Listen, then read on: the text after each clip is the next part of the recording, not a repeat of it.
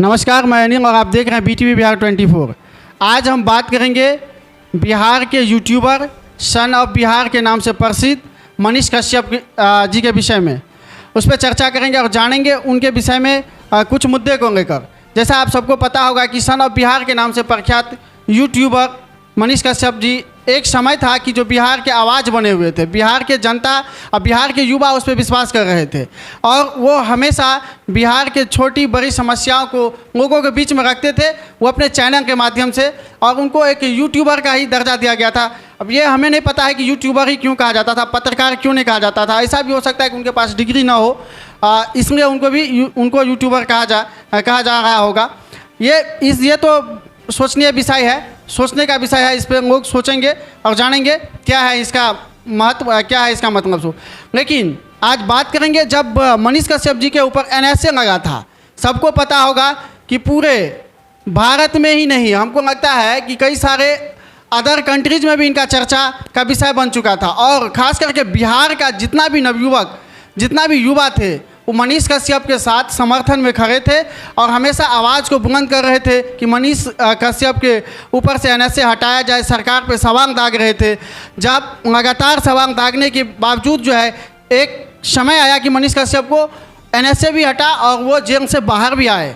अब लेकिन बात चर्चा का विषय ये बन रहा है कि अचानक जो मनीष कश्यप के ऊपर से NSA हटने के बाद जब वो जेल से आए थे, तो वही मनीष कश्यप जी ने जो जेल से आने के बाद जो यहाँ पे युवाओं से वादा किए थे कि यदि आप हमें सदन में भेजते हैं, यदि आप हमें अपना नेता मानते हैं, यदि आप हमें बिहार का बेटा मानते हैं, तो हम अगर सदन में जाते हैं तो आपकी आवाज़ को बुलंद करेंगे और यहाँ के हर एक युवा को प्रयास करेंगे, जो बुजुर्ग युवा है, जो समझदार युवा है, जो पढ़े लिखे युवा हैं, उसको रोजगार पे हम चर्चा करेंगे, बिहार की समस्या पे चर्चा करेंगे। बहुत सारे मुद्दे के लेकर जो है कि लोगों के बीच में आए थे और उन पे जन सैलाब उभर चुके थे। सारे लोग, बड़े बुजुर्ग, युवा, नौजवान, सारे लोग उनके पीछे आगे दौड़ते थे, उनको मनीष कश्यप को अपना समर्थन देते थे।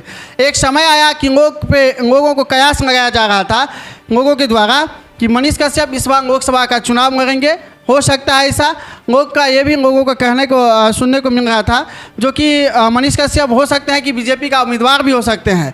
लेकिन ऐसा कुछ देखने को नहीं मिला था लास्टों लास्ट तक। जब तक सीट डीलिंग हुआ तब तक कोई ऐसा देखने को नहीं मिला। अंततः मनीष कश्यप ने निर्णय लिया और पश्चिमी चंपारण से उन्होंने जो है अपने आप को निर्दलीय घोषित किए।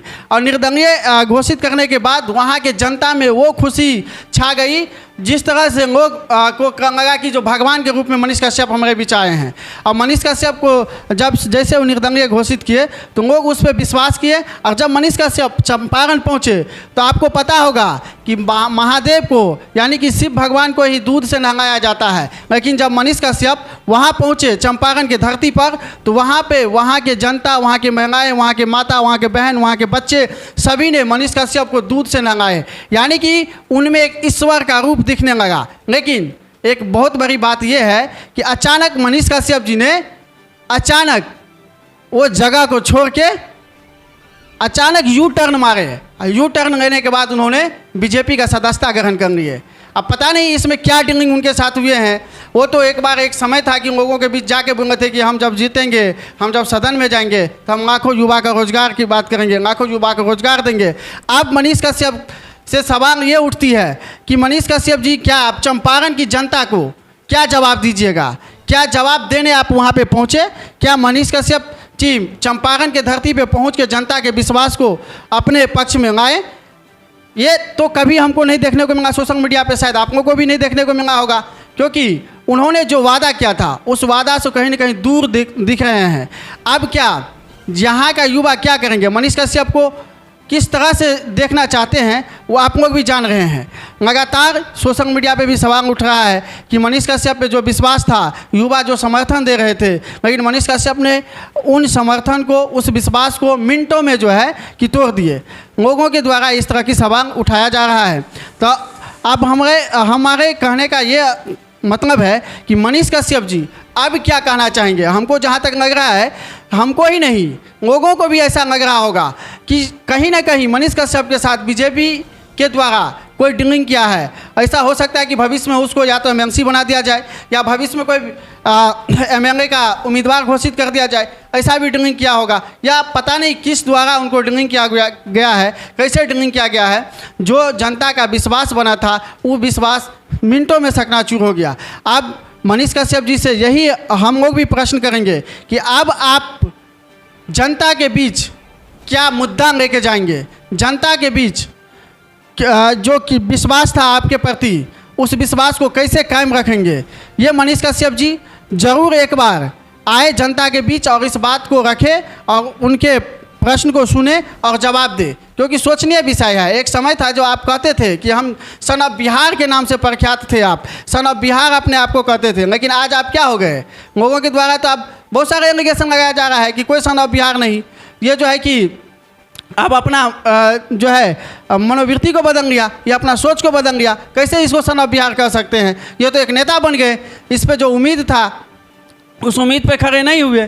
आपको राजनीति ही करना था तो चंपारण की जनता के साथ आपने जो वादा किया था उस वादा पे कायम रहते, आप सांसद निर्दलीय बन के जरूर जाते, क्योंकि आपके प्रति जितना वहाँ के जनता का विश्वास था वो विश्वास दिख रही थी और आप वहाँ के सांसद बनने लायक थे। वहाँ के जनता में वो विश्वास था, आपको मत देते और आपको सांसद बनाते। यदि आप निर्दलीय सांसद बनते थे तो मनीष जी, मैं भी आपको अपने चैनल से कहना चाहता हूँ कि अगर आप निर्दलीय उम्मीदवार वहाँ पे घोषित किए थे और बन के जाते सांसद, तो आपको बिहार के दूसरे कैंडिडेट से कई गुना ज़्यादा महत्व होता और आप सन ऑफ बिहार कर रहे हैं, सन ऑफ इंडिया कहलाते, सन ऑफ कंट्रीज कहलाते, पूरे देश में चर्चा का विषय बन जाते कि एक यूट्यूबर जिसके ऊपर एनएसए लगा, जिन्होंने वो व्यक्ति एनएसए हटने के बाद, जेल से बाहर आने के बाद जो है जनता के बीच गए, अपने तकलीफ को बताएं, जनता के तकलीफ को सुने, बिहार के समस्या को देखें और चंपारण के धरती से जहां से महात्मा गांधी ने सत्याग्रह का